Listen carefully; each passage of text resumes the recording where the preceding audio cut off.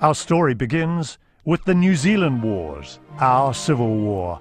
From the 1830s, British settlers, or Pākehā as the Maori called them, began arriving in such numbers that by 1858 they outnumbered the indigenous population.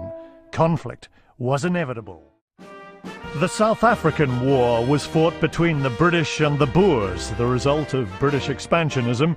Eager to do its bit, New Zealand sent troops overseas to support Queen and Empire.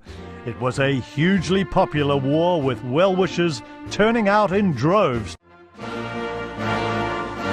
1914 and the outbreak of World War I, it was a conflict involving all the great powers of Europe and expanded to their allies around the globe.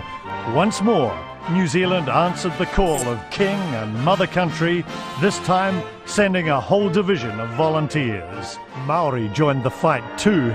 They were not supposed to. A newly established unit had not been permitted to fight, but was pressed into action to take the place of fallen Pākehā comrades.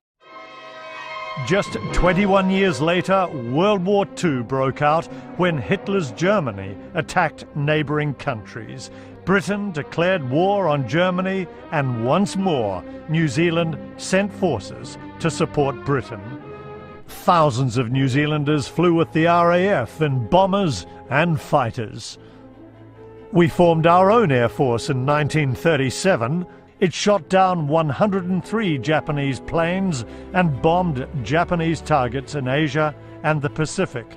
The war's demand for people had no limits. We conscripted a Second Army Division to fight the Japanese on Pacific Islands, but we never had enough people, despite taking men over the age of 40.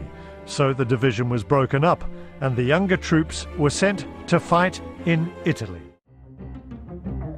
Throughout the 1950s, 60s and 70s, our vision of ourselves as part of the Western Alliance continued. We joined the major powers and sent troops and planes to Malaya, Korea and Vietnam. New Zealand maintains an international outlook, but since Vietnam, our armed forces' role overseas has been in making peace in countries as far-flung as Palestine, Bosnia and Timor.